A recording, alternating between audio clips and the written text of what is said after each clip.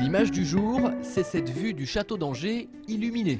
Voilà ce à quoi il devrait ressembler à partir de 2009. La municipalité travaille avec un artiste de renommée internationale, Yann Kersalé, pour repenser la mise en lumière de la ville au moyen d'un parcours illuminé des différents lieux clés d'Angers. Cette vue est présentée ce soir lors du conseil municipal. Le château devrait être l'un des premiers sites mis en valeur.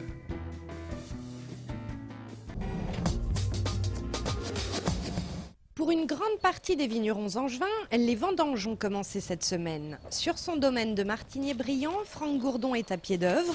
Et d'abord, le plus urgent, c'est le gamay qu'il ramasse, l'Anjou Gamay Primeur, qui sera commercialisé dès le mois de novembre prochain. Un vin festif, un vin fruité, un vin très agréable. Et donc, on était dans les starting blocks et ça y est, c'est parti. C'est parti, et l'on ramasse maintenant de grosses grappes bien rouges. On va quand même prendre soin d'enlever. On voit quelques pourris, donc on va prendre soin d'enlever les quelques pourris pour faire en sorte d'assainir les grappes et de n'avoir que de la belle vendange afin d'avoir les meilleurs vins possibles. Une fois le gamay engrangé, il faudra s'occuper du gros lot, le cépage qui sert à faire les rosés de Loire. Ça se passera la semaine prochaine. Puis dans 15 jours, les cabernets pour faire les Anjou Village et les Anjou Rouges. Et on va donc finir nos vendanges fin octobre, début novembre pour les dernières vendanges qui seront les vendanges tardives pour les coteaux du Layon. Franck ne sait pas encore exactement quand il vendangera le chenin, le cépage avec lequel on fait le coteau du Layon. Pour le savoir, il faut qu'il surveille le temps et la maturation de son raisin. Comme là on a eu un temps magnifique, le raisin est très sain. Donc aujourd'hui, si on a une petite dégradation, ce serait pas mal pour précipiter un petit peu les choses. Mais évidemment, moins il y a de pluie, plus le vigneron est content. Finalement, plus encore que d'habitude, Franck va devoir passer les prochaines semaines dans ses vignes.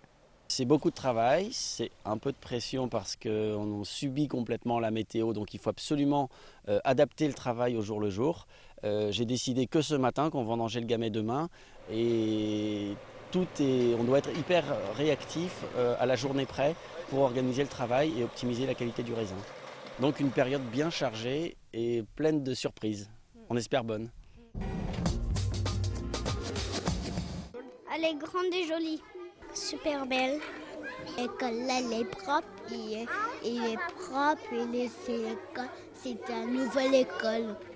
Les superlatifs pour qualifier leur école ne leur manquent pas. Taslimi et ses camarades ont en effet fait leur rentrée scolaire il y a un mois dans la toute nouvelle cité éducative Annie Fratellini à Angers. La cité éducative Fratellini et ses 200 élèves, c'est bien plus qu'une simple école. Sur un même lieu, on trouve en effet bon nombre d'équipements. Une salle de sport, une bibliothèque municipale, une cantine et même un coin lecture au grand air situé sur la terrasse des toits de l'école.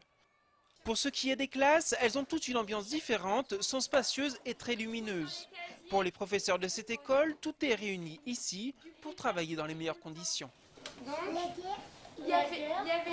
Au niveau des élèves, c'est une chance énorme d'avoir tout à disposition, aussi bien la bibliothèque, le gymnase à 2 pas. On perd énormément moins de temps dans les déplacements. Donc pouvoir aller faire des recherches en bibliothèque sans avoir à traverser 3 rues et un boulevard, c'est un confort énorme. Du côté de la conception, l'école est aussi à la pointe de l'innovation. Des panneaux solaires pour produire de l'eau chaude, des cuves enfouies dans la cour de récréation pour récupérer les eaux de pluie et du chauffage en géothermie. Dans la cantine, tout a aussi été fait pour limiter les nuisances sonores. Le mobilier, les moquettes, les ustensiles de cuisine ont été choisis pour faire le moins de bruit possible. Les moquettes, si un objet tombe, ça ne fait pas de bruit.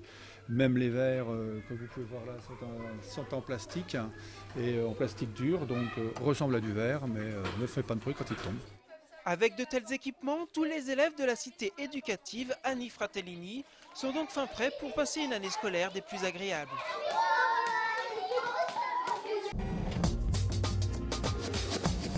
Flash de dernière minute, demain 1er octobre, tous les automobilistes auront obligation d'avoir dans leur voiture gilet réfléchissant et triangle de présignalisation conforme à la législation. Sans cet équipement, ils risqueront jusqu'à 135 € d'amende et les forces de l'ordre promettent d'être intransigeantes. Alors mieux vaut avoir tout ça dans son coffre et en cas de panne ou d'accident, mettre le gilet avant de placer le triangle à 30 mètres en amont de son véhicule. En tout cas, nous, à Angers 7, on est tout à fait prêts à attendre les secours.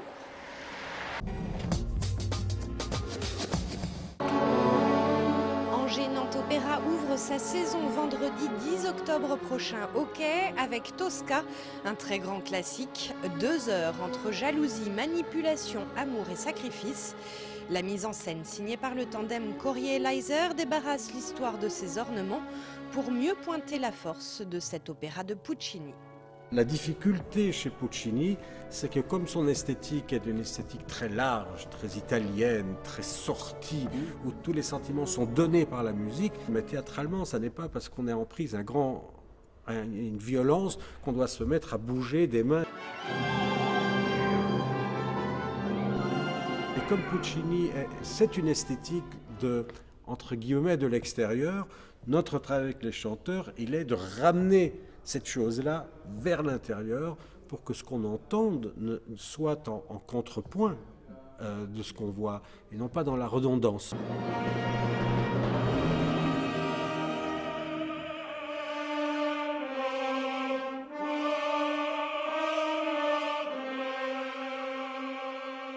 On n'a plus besoin de contrebalancer la violence, au contraire, on a besoin de rappeler aux gens qui viennent voir Tosca que ce à quoi ils assistent est une histoire absolument terrible et qu'ils ne doivent pas tirer entre guillemets leur plaisir de la beauté des décors et des costumes. Ça serait indécent par rapport à la souffrance des personnages.